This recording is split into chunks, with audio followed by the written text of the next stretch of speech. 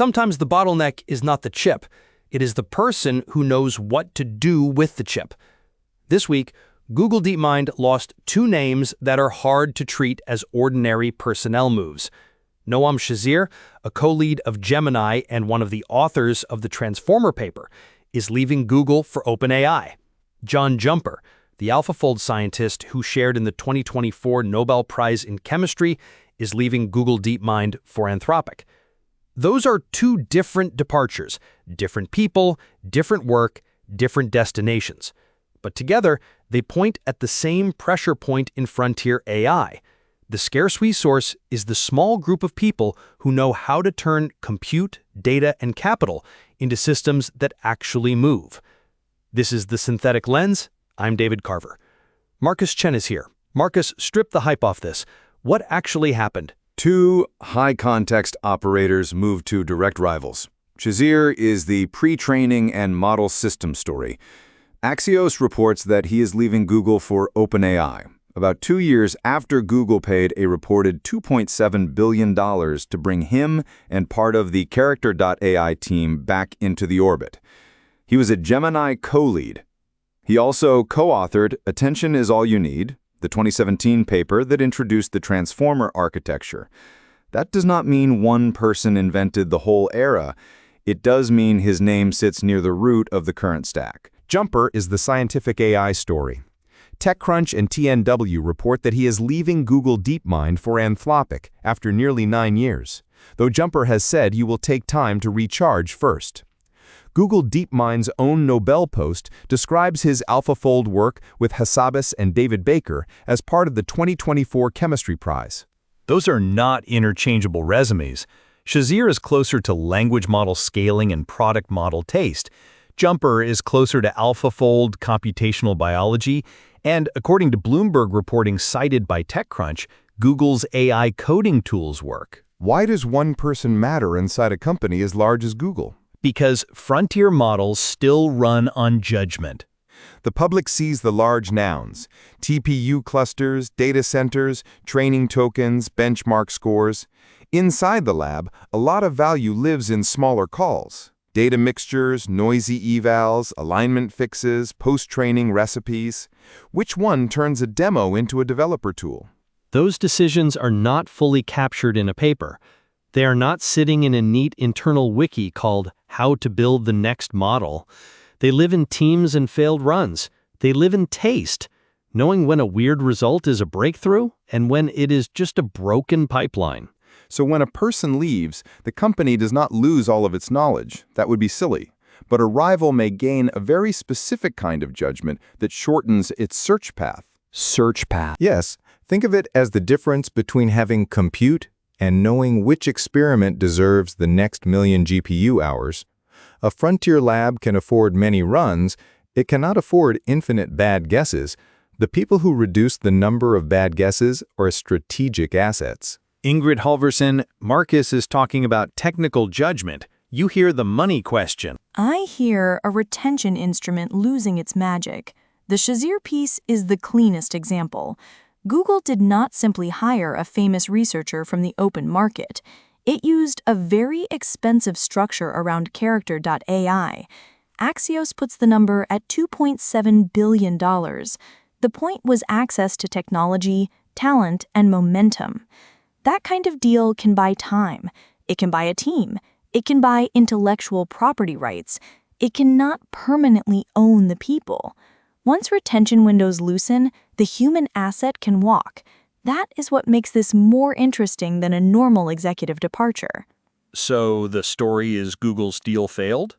I would narrow that slightly. The public evidence does not prove the deal failed. Google may still have useful technology, internal code, and a team that learned from the integration. It may have bought 2 valuable years at a moment when Gemini had to close distance with OpenAI, but the move exposes the limit of the structure. If the most valuable part of an acqui-hire is judgment, confidence, and leadership inside a model program, then the asset depreciates the moment the person can leave. That has consequences for every lab currently using money as a moat. Guest, Marcus, what about Jumper? AlphaFold is not the same as ChatGPT or Claude Code. Correct. And that is why this one is not just another language model hire. AlphaFold is the proof case for AI as a scientific instrument. Google DeepMind's official Nobel post says AlphaFold predictions have been used by more than 2 million scientists and researchers across 190 countries. That matters because every frontier lab wants to argue it is not merely building chatbots. It wants to claim the next platform for science, medicine, agents, coding, and enterprise work. If Anthropic brings in the person most publicly associated with AlphaFold, it is not just adding a scientist, it is adding credibility in the area where AI for science stops being a keynote phrase and starts needing a real research program. Do we know what role Jumper will have at Anthropic? Not from the checked public record, so I would not overstate it. The reported fact is the move. The role is not yet the story. But the direction is still informative. Anthropic wants to be more than Claude in a chat window. OpenAI wants to bulk up before a public market moment. Google wants Gemini to be a product platform, not just a benchmark comeback. The people moving between those institutions tell you where the labs think the hard problems are. Ingrid, give me the business consequence without the obituary music. Google DeepMind is not fragile. It has Google infrastructure, distribution through products people already use, a deep research bench, TPUs, cloud customers, and the AlphaFold legacy. Two departures do not erase that. The risk is narrower and more practical. It is about enterprise credibility, recruiting momentum, and product confidence. If a CIO is choosing an AI coding assistant, they are not reading every research paper. They are asking who is shipping, who is improving fastest, and whose roadmap looks inevitable. Talent moves affect that perception. If a senior researcher is choosing where to work, they are asking a different version of the same question. Where is the center of gravity? Where will my work ship? Where will my name matter? That is where departures compound. One exit is a headline. Several exits can become a recruiting argument. And rivals can use the argument. Of course. OpenAI can say, the Transformer mind came here. Anthropic can say, the AlphaFold mind came here. Those are recruiting sentences. They are investor sentences. They are enterprise sales sentences. They compress a complicated technical story into a simple market signal. Serious people are choosing us. Marcus, is this also about coding tools? It may be.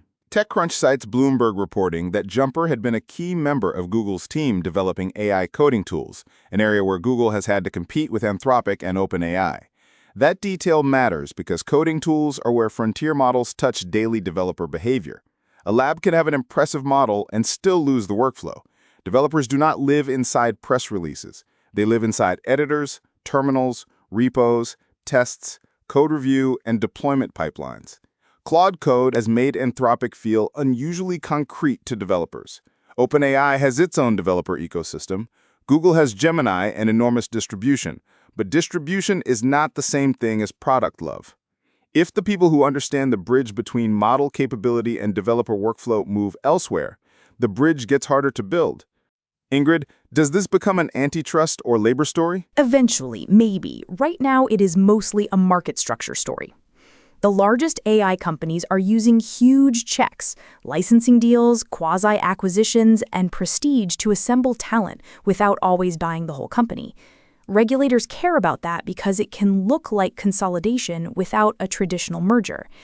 But the same week also shows why those structures are unstable. If you cannot buy the person forever, then the labor market stays liquid at the very top. That is good for the researcher. It is expensive for the company. It is awkward for investors who want durable moats. SignalFire's 2025 State of Tech Talent Report puts numbers on the direction. Using public LinkedIn profiles, it found engineers were nearly 11 times more likely to move from DeepMind to Anthropic than the reverse. It also put Anthropic's 2-year retention at 80%, ahead of DeepMind's 78 and OpenAI's 67. The moat is not the employment contract. The moat is whether the organization keeps being the place where ambitious people believe the future is being made. That is a softer moat than a data center. Softer, yes. maybe more important. And harder to debug. Go on. A data center problem shows up as capacity. A training problem shows up as loss curves, evals, regressions. A talent problem shows up as silence, then a resignation post, then a competitor shipping something 6 months later that looks strangely well-aimed. You rarely get a clean causal line. You get timing, you get clusters, you get who follows whom. That is why the next signal is not one more dramatic headline. It is whether Google fills these roles with equal weight, whether Gemini's product velocity keeps improving, and whether more technical leaders move toward OpenAI and Anthropic. So the DeepMind headline is real, but the YouTube version is too hot. Exactly. DeepMind has a very big problem is a title built for clicks. The defensible claim is smaller and more interesting. Google has a talent retention problem in the exact layer where model labs are competing hardest: pre-training judgment, scientific AI, and developer tooling. And the market now prices that layer. Meaning? Meaning a famous researcher's departure is no longer just HR news. It changes recruiting odds and customer confidence. It gives investors a story. It changes the next negotiation. Frontier AI has made a strange little labor aristocracy. The people at the top can move markets without selling a single share.